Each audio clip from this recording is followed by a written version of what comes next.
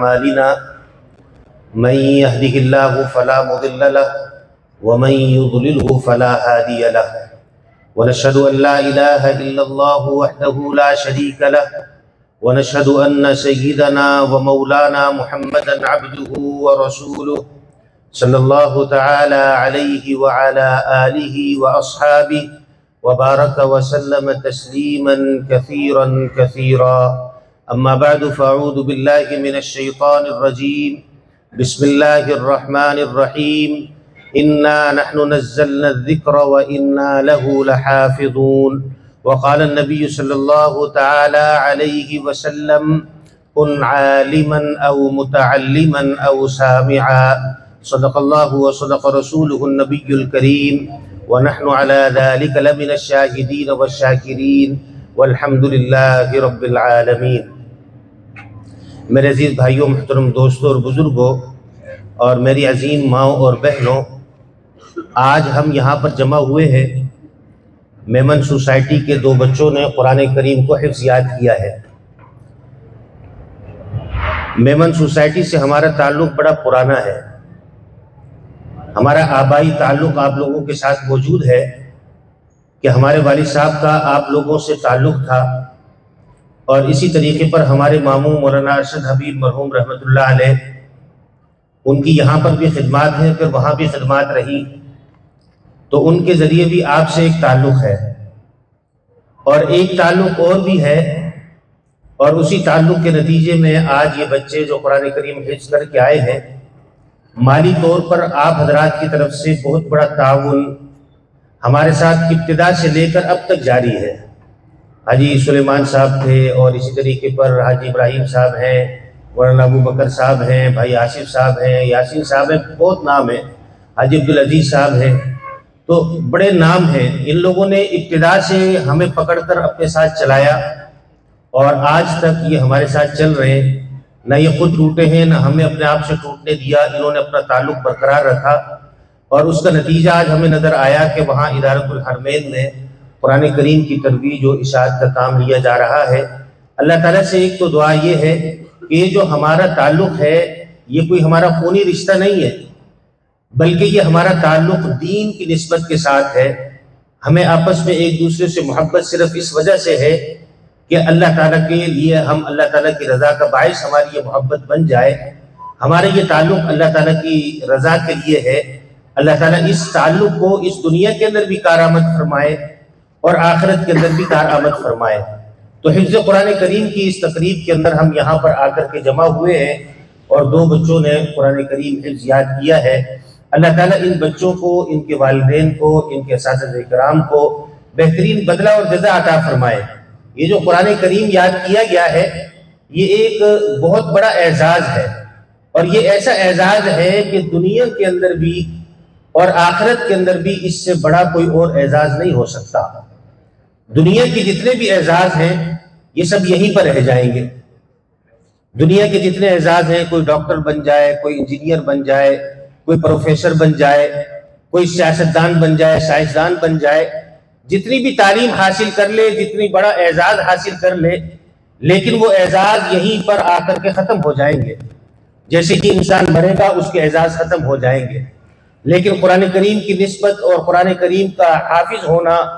اور اس کے ساتھ نسبت ہو جانا اور اس کی ڈگری کو حاصل کر لینا اور اس اعزاز کو حاصل کر لینا، یہ اتنا عظیم اعزاز ہے کہ یہ دنیا کے اندر بھی انسان کے کام آتا ہے،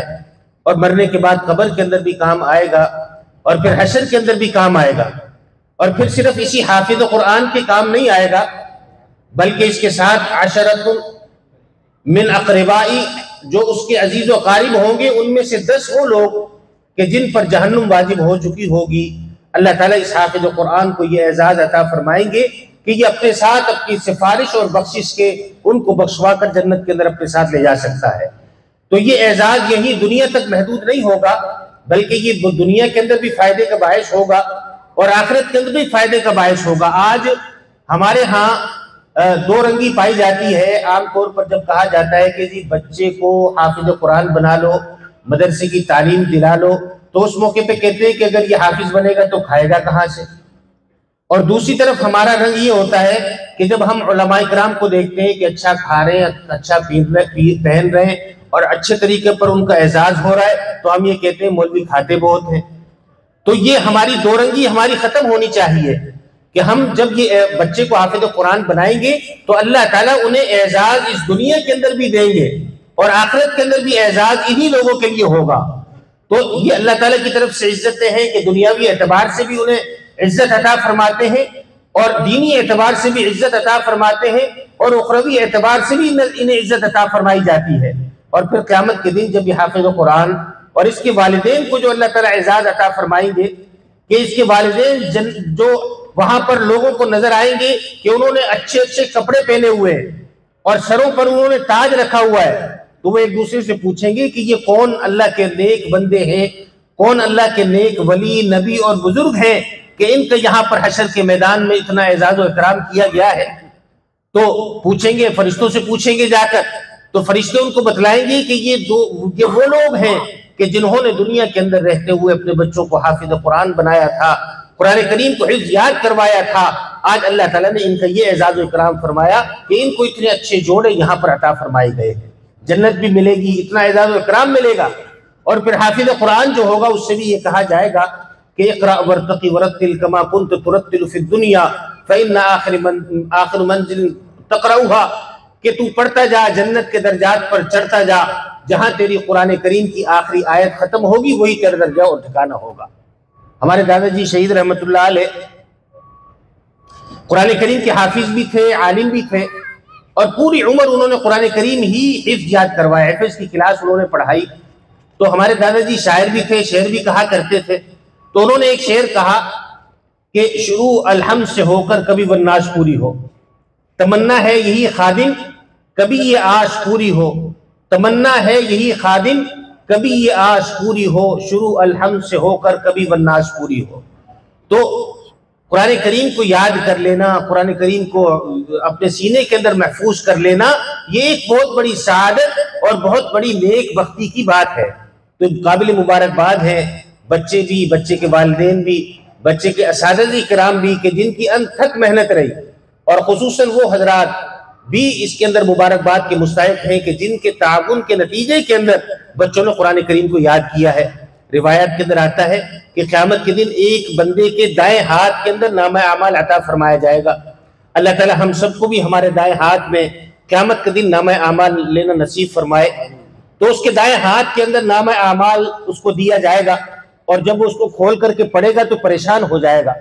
اور اس کے اندر بڑی بڑی نیکیاں لکھی ہوگی کہ جی اتنے ہزار مرتبہ قرآن کریم کو ختم کیا ہے، اتنے نوافل پڑھے ہیں، اور اتنے مرتبہ اس نے جا کر کے حج اور عمرے کر کے آیا ہے، تو وہ پریشان ہو جائے گا